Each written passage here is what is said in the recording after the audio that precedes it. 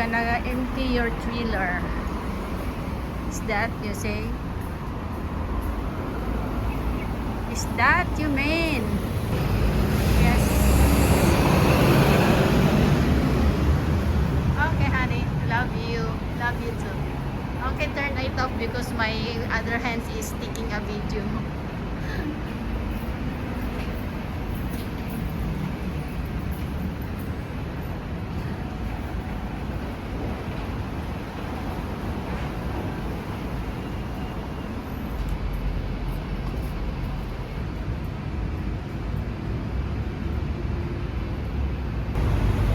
Wow, ang gaganda ng wedding gown.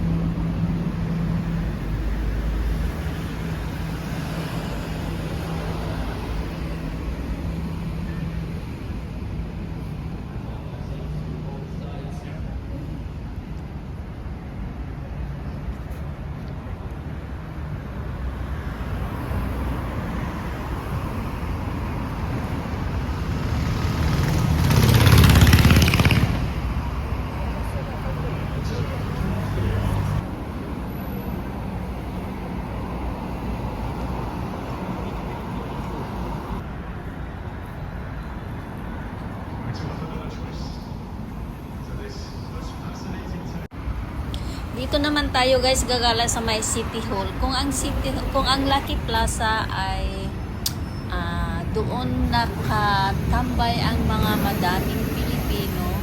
Pag Sunday dito din sa may City Hall ang mga Myanmar. Dito din sila nakatambay at saka dito din madaming mga paninda na mga Myanmar product. Kaya samahan nyo ako, iikot tayo, dadaan lang po tayo kasi hindi po ngayon Sunday kaya madalang lang ang mga Myanmar dito ngayon. Pag Sunday, dito din ang kanilang kampo. Kasi pag mga foreign workers kasi may kanya-kanyang kampo yan. City Hall, pag Indonesia naman, ando naman sila sa Payani Bar. Kaya ganyan guys.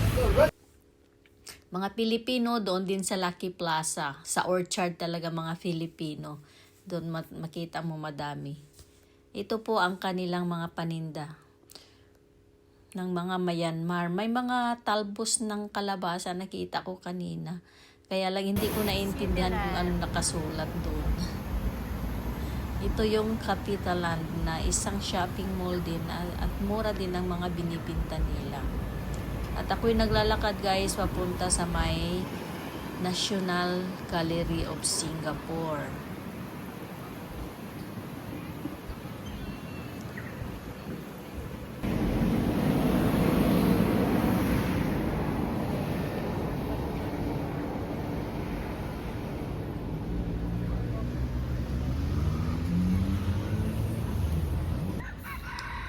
Ayan, makikita na naman natin ang pinakamagandang, hindi naman siya yung magandang pagkaano ng building ng church at saka yung building nasa likuran ng hotel. ay likuran ng church. Kasi isang hotel yon nasa kanyang likuran. Kaya naman dito makikita mo ang mga buildings, ang mga tataasang buildings. Kasi ito yung center ng mga business buildings talaga siya.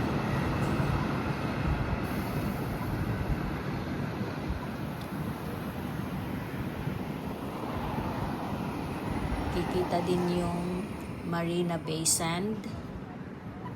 Ayan. Yan po ang National Gallery ng Singapore. Napakalawak ang kanilang gallery. Nakapasok na ako sa loob niya. Yan din naglalaro din ng football. Pag National Day naman, dyan din ginaganap ang event sa National Day. Yung mga nagpapared, dyan sila nagpapared, guys.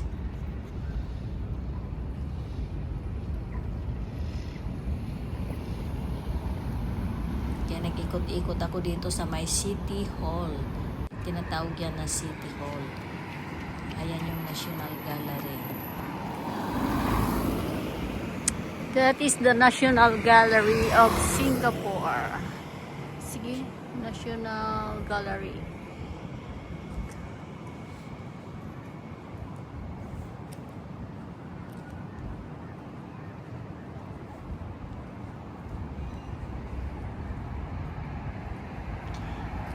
Dito kasi guys sa Singapore, yung mga magagandang tanawin is magkakalapit lang sila.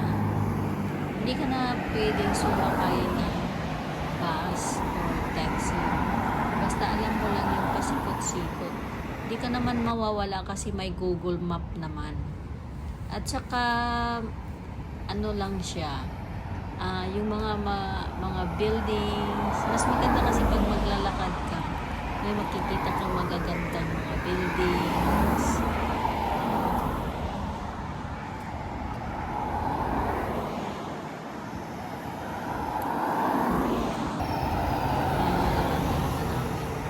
Hindi ka na pupunta pag schedule mo, pag sa sentro ka, isang araw malilibot mo yung sa sentro. Tsaka madami ka pang makikita. Ayan po yung kanilang National Gallery. Napakalaking, malawak din yan siya na nila. National Gallery nila. Ang Singapore kasi, siya sinasakop kasi noon ng Japanese. Yes. Ng Japan. Kaya, ang tumulong sa kanila is British. Sila ng British, sila din ang tumulong. Kaya sa Pilipinas, kaya sa atin, di ba,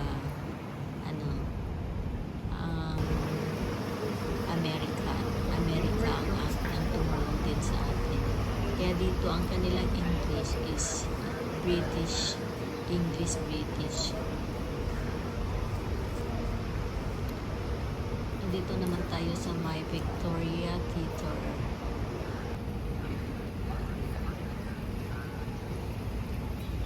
Mga 30 minutes away from our house lang yung mga ganyan guys na pinupunta ko.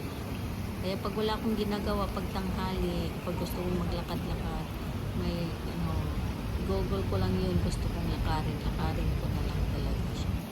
Ayan po ang Memorial ni Victoria. Kaya see you next round guys sa aking paglalakbay sa Singapore. May mga kahoy-kahoy naman kasi pag naglalakad ka dito. At saka may shelter. May shade ba. Hindi siya mainit. Mainit man pero at least may shelter ka.